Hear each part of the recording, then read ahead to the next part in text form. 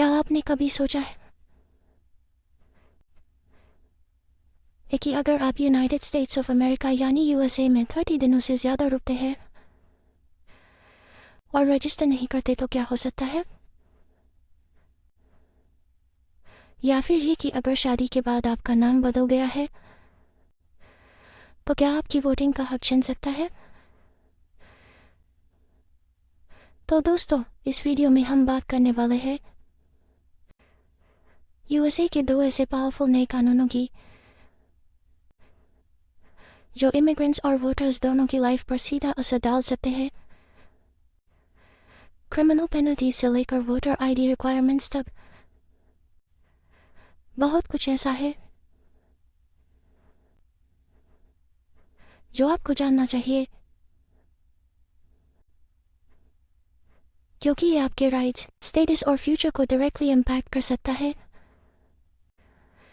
तो चलिए अब शुरू करते हैं और in USA based important points को डिटेल में समझते हैं। अब बात करते हैं पहले मुद्दे की, immigration enforcement in the USA की। ये टॉपिक आज के दौर में हर इमिग्रेंट के लिए सुपर ज़रूरी है, चाहे वो स्टूडेंट वीज़ा पर हो, टूरिस्ट हो या वर्क परमिट पर। चलो अब आपको याद दिला दे कि आज यूएसए में एलियन रजिस्ट्रेशन एक्ट के तहत रजिस्ट्रेशन की आखिरी तारीख है। यूनाइटेड स्टेट्स में जो भी फॉरेन नेशनल्स 30 दिनों से ज़्यादा समय से रह रहे हैं उनके लिए फेडरल गवर्नमेंट के साथ रजिस्ट्रेशन करना मैंडेटरी है। ये कोई नया रूल नहीं है, यूएसए में काफ़ी टाइम से ये लागू है ताकि सरकार के पास एक्यूरेट और अपडेटेड नेशनल रिकॉर्ड्स हों। अब इसका मतलब सीधा सा है कि अगर आपने 30 दिनों के अंदर अपनी प्रेजेंस रिपोर्ट नहीं की तो आप यूएसए का कानून तोड़ रहे हैं। यहाँ जान देने वाली बात यह है कि यह कानून किसी को परेशान करने के लिए नहीं है, बल्कि नेशनल सिक्योरिटी के लिहाज से ज़रूरी है, specially in a country like the USA जहाँ इमिग्रेशन एक बड़ा इशू है। जो लोग सोचते हैं कि चुपचाप रह लो,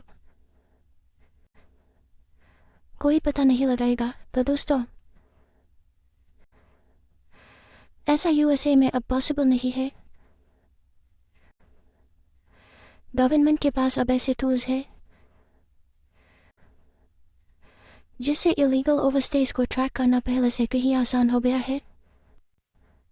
अगर कोई यूएसए में रहते हुए इस रजिस्ट्रेशन को इग्नोर करता है तो उसको जेल, फाइन और शायद लाइफ टाइम बैन का सामना करना पड़ सकता है। अब आप सोच रहे होंगे कि क्या कोई रास्ता है बचने का? तो इसका जवाब है हाँ। अगर आप टू रेंट रजिस्टर करते हैं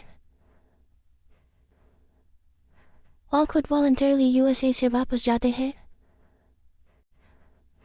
तो आपको फ्यूचर में लीगल तरीके से वापस आने का चांस मिल सकता है। यूएसए के इमिग्रेशन रूल्स अब पहले से ज़्यादा स्ट्रिक्ट है, लेकिन साथ ही वो लोगों को फेयर ऑप्शंस भी देते हैं। तो इसका मतलब यह है कि आपके पास अभी एक मौका है कि आप लीगल कंप्लायंस दिखाएं और फ्यूचर अपॉर्चुनिटीज़ ओपन रखें। खास बात यह है कि यह पूरी यूएसए पॉलिसी फेयरनेस और ऑर्डर बनाए रखने के लिए है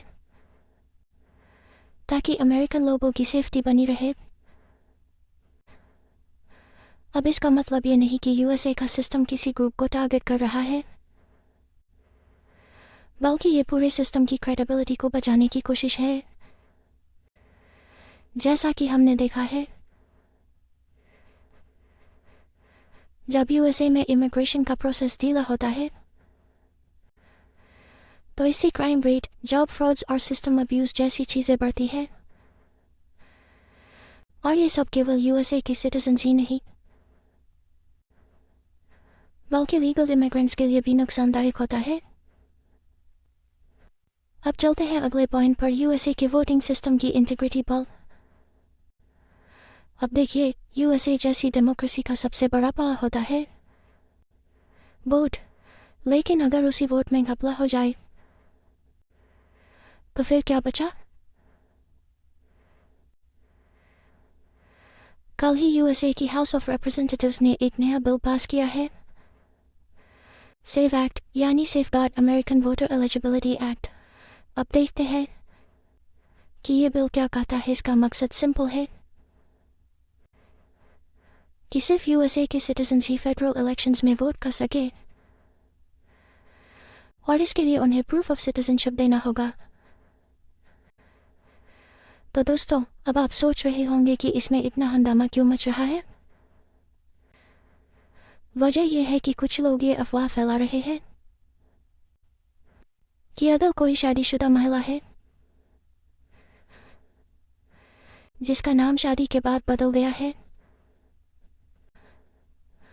और वो अपना आईडी अभी अपडेट नहीं कर पाई है, तो वो यूएसए में वोट नहीं कर पाएगी। लेकिन आइए समझते हैं कि रियलिटी क्या है। इस बिल में साफ साफ इंस्ट्रक्शंस दी गई है कि ऐसे केसेस को कैसे हैंडल किया जाएगा। Married women, name change, documentation all covered. मैं खुद एक महिला होती तो इस पोडियम पर खड़ी ना होती अगर ऐसा डिस्क्रिमिनेटरी कुछ होता। अब इसका मतलब ये नहीं कि किसी का वोट ब्लॉक किया जा रहा है। इसका मकसद है कि इलीगल वोट्स ना पड़े, specially in a country like USA जहां हर वोट का असर नेशनल लेवल पर पड़ता है। क्योंकि एक इलीगल वोट एक लीगल यूएसए सिटीजन के वोट को डाइल्यूट करता है और यही ट्रस्ट ब्रेक करता है। इसलिए ये बिल कहता है कि जब आप वोट करने जाए तो बस इतना प्रूव करे कि आप यूएसए सिटीजन हैं, बस इतना ही। तो चलिए लॉ मेकर्स को इनकरेज करते हैं कि वो इस बिल को जल्दी से जल्दी पास करें ताकि अपकमिंग यूएसए इलेक्शंस पूरी तरह क्लीन और ट्रस्टवर्दी हों। इसके बाद एक और ज़रूरी इशू पर नज़र डालते हैं। यूएसए के बच्चों और यूथ की डिजिटल सेफ्टी को लेकर इसी हफ्ते टेक इट डाउन एक्ट नाम का बिल यूएसए की हाउस कमेटी में पास हुआ है और इसका मकसद है बच्चों को डिजिटल वर्ल्ड में प्रोटेक्ट करना। अब देखते हैं कि यूएसए में बच्चे कितने एक्सपोज्ड हैं सोशल मीडिया और ऑनलाइन कंटेंट से। छोटी उम्र में बच्चे खुद की फोटोज अपलोड कर देते हैं या कभी कभी कोई औरों की फोटोज सर्कुलेट करता है बिना उनकी या उनके पेरेंट्स की परमिशन के। तो take it down act basically USA के बच्चों और उनके फैमिलीज को ये राइट देगा कि वो कह सके ये कंटेंट हटाओ, और यूएसए बेस्ड प्लेटफॉर्म्स को लीगली ये कंटेंट रिमूव करना होगा। खास बात यह है कि ये सिर्फ बच्चों की प्राइवेसी की बात नहीं है बल्कि उनकी मेंटल हेल्थ, सेफ्टी और डिग्निटी की भी बात है। यूएसए में ये मुद्दा बहुत सेंसिटिव बन चुका है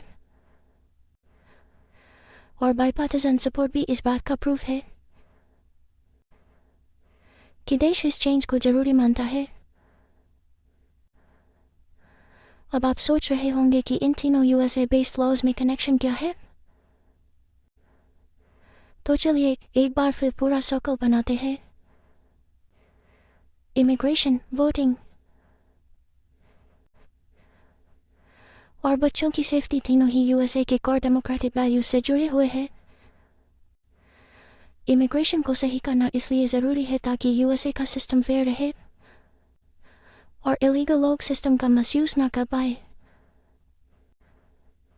वोटिंग को सिक्योर करना इसलिए ज़रूरी है ताकि पब्लिक का भरोसा यूएसए की डेमोक्रेसी पर बना रहे,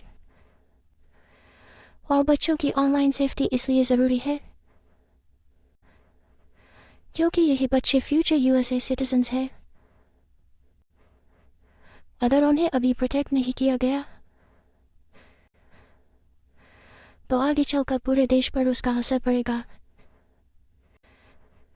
साथ ही साथ मिस इन्फॉर्मेशन का खतरा यूएसए में भी उतना ही बड़ा है जितना बाकी दुनिया में। लोग सोशल मीडिया पर आधी अधूरी बातें पढ़कर पैनिक कर जाते हैं, जैसे कि वुमेन वोट नहीं कर पाएंगी या यूएसए इमिग्रेंट्स को बिना रीजन डिपोर्ट कर देंगे। लेकिन दोस्तों, यहाँ ध्यान देने वाली बात यह है कि सही जानकारी लेना, पॉलिसी पढ़ना और यूएसए गवर्नमेंट के रियल सोर्सेज से वेरीफाई करना सबसे ज़रूरी है।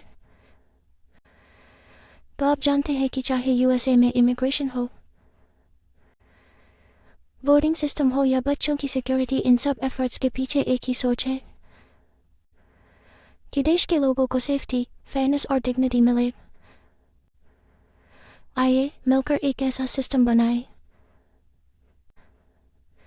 जहां हर यूएसए सिटीजन और लीगल रेजिडेंट को लगे कि कानून उसका साथ दे रहा है। ये पॉलिसीज नहीं, ये यूएसए की वैल्यूज को अपहोल्ड करने का वादा है। तो चलिए अब बात को यहीं खत्म नहीं करते। एक आखिरी बात, और ये सारी यूएसए पॉलिसीज, चाहे वो इमिग्रेशन हो, वोटिंग हो या बच्चों की सेफ्टी, इनका असर सिर्फ आज पर नहीं, आने वाली जनरेशन्स पर भी पड़ेगा। अगर आज हम सही कदम उठाए तो कल हमारा यूएसए और भी स्ट्रॉन्ग, सेफ और यूनाइटेड होगा। तो दोस्तों, जानकारी को आगे शेयर करें, सवाल पूछें और पॉलिसीज को समझें, नॉट जस्ट एज नागरिक बल्कि एक जिम्मेदार यूएसए सोसाइटी का हिस्सा बनकर। अब चलते हैं अगले वीडियो में। तब तक के लिए स्टे अवेयर, स्टे इन्फॉर्म्ड।